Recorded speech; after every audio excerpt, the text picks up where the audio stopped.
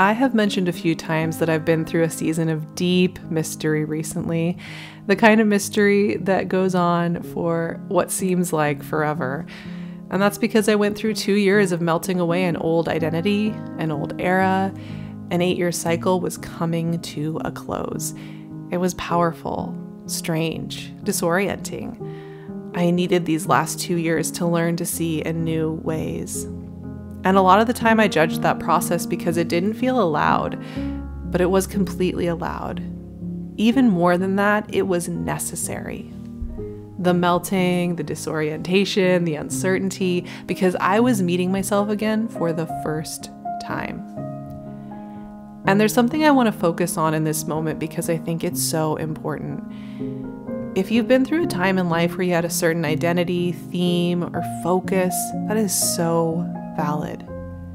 And also, if you're longing to begin, to start, to try, don't let the feeling that because you have had that previous season, that it means you can't start again, that you aren't allowed to wake up and have a moment of brilliant fun. If you made a piece of art with a certain style or emphasis, if you wrote a book from one perspective and now you have another, good. That means you have changed and moved with that creative season. It doesn't matter what you did 5 seconds ago, 5 months ago, 5 years ago in your creative becoming. If you want to do something new, none of your past creations or identities get to keep hold of you.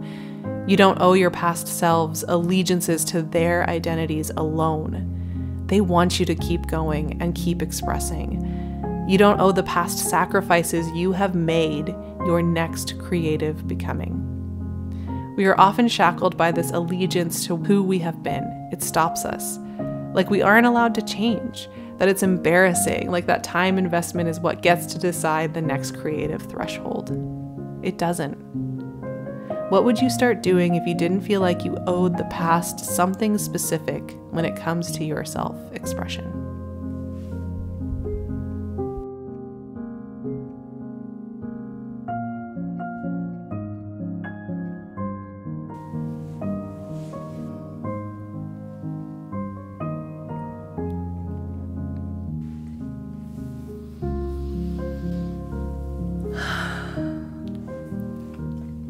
Hello, my beautiful friends, my fellow space blobs and earth blobs and sparkly blobs, whatever form you are landing here in this space at this moment. I am here for it. You know, I want you to feel like you can just be yourself with the way that you are in the world.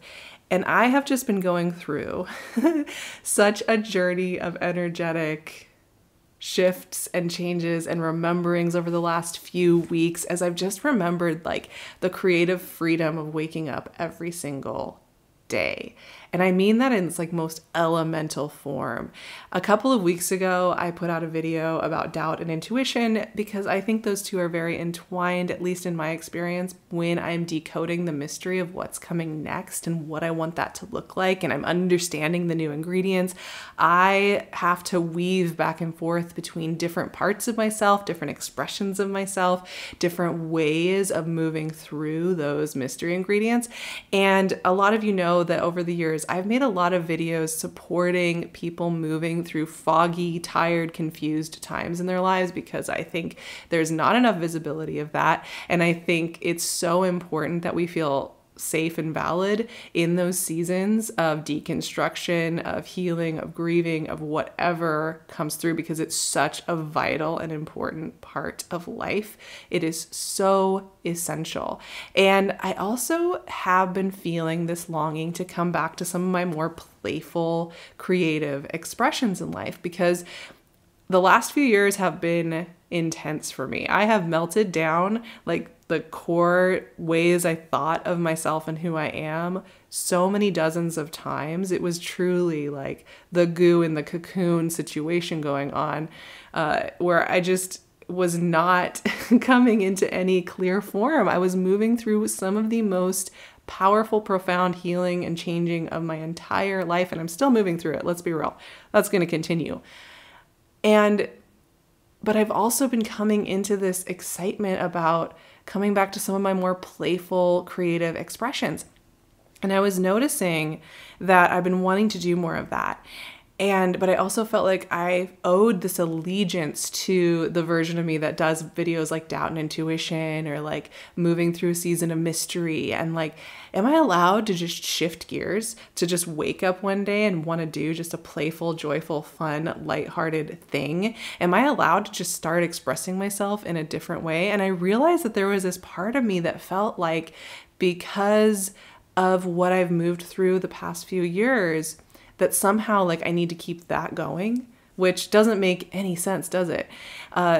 Once you sit down and really start looking at it, it's like, that doesn't make any sense. And in fact, when I like kind of check in with, let's say, the version of me 3 years ago that was beginning this huge melting down process and uncovering process, she would be freaking thrilled that to know that this version of me is starting to awaken and move forward. She'd be like, good, I'm glad, because that will make all of that deep diving, all of that questioning so worth it. It will mean that like that deep diving was going to end up creating something new and fun. And I think I just wanted to sit down here and capture this moment and encourage anybody who is also going through modulating between perhaps a season of mystery, uncertainty, unknown, or making one form of art or one form of expression and wanting to modulate to something else, that we're totally allowed to do that. That we could wake up one day and be still invested in doing this form of creativity, and the next day wake up and say, I'm ready for something new. That we're allowed to change our minds, that we're allowed to have flexible ideas of who we are, that we're allowed to move and change as we want to. In the book, Who You Were Meant to Be by Lindsay C. Gibson, I definitely recommend that book. It's really good, especially the second half. I love the second half. She was talking about the difference between kind of the ego-based voices and the true self voices. And ego-based voices are very much rigid and rule-based. You know, they're like, you can't just change your mind tomorrow. You've got to stick with what you've got to stick with. And our true self voices, the parts of ourselves that are really truly connected to who we are, they're totally open and flexible to try different things, to know that we're going to do this for some time, and then at some point our minds probably will change. We probably will have a different preference. We probably will have a different interest. And I just think it's so important that you feel like you're just allowed to change, and that you could just wake up one day and decide you don't want to dress the same. You don't want to do the same career. You don't want to stay in the same spot. You don't want to do the same art form. You don't want to express yourself in the same way. You want to do something different.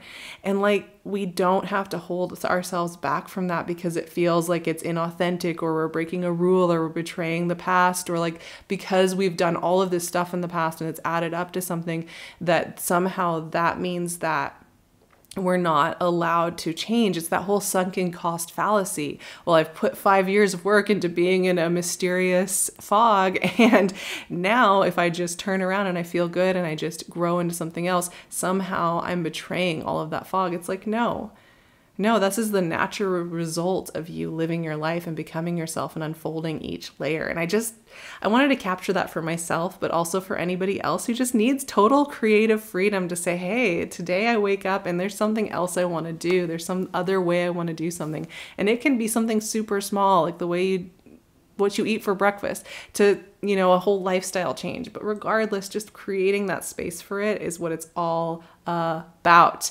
And if you are loving this and you want more encouragement to just listen to your soul song and change your mind about yourself and who you are and how you want to express, I would highly recommend checking out my Major Arcana journey that I have on my Patreon. We are rounding out near the end of that journey, and I break down those archetypes so that they really sing, so that you can really connect with each of them on that journey of the Fool through all of those cards into a deep knowing, into your wild dreamer self. So I'd love to see you there for that, as well as a whole bunch of other resources every single week.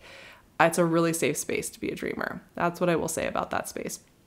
Also, I love it when you stick around here because I am feeling so excited about like coming back into myself after these 3 years of melting and changing and shifting, and just like truly, I feel like I'm just the cells are starting to come back. I'm going to be something that's not just goo.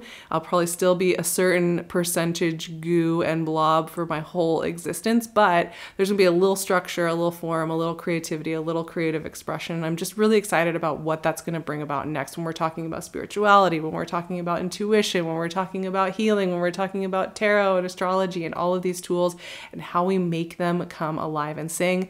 I want you to be there for that, so please stick around. I am so excited for what we're going to create next.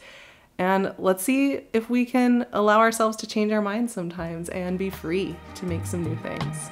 I hope to see you around.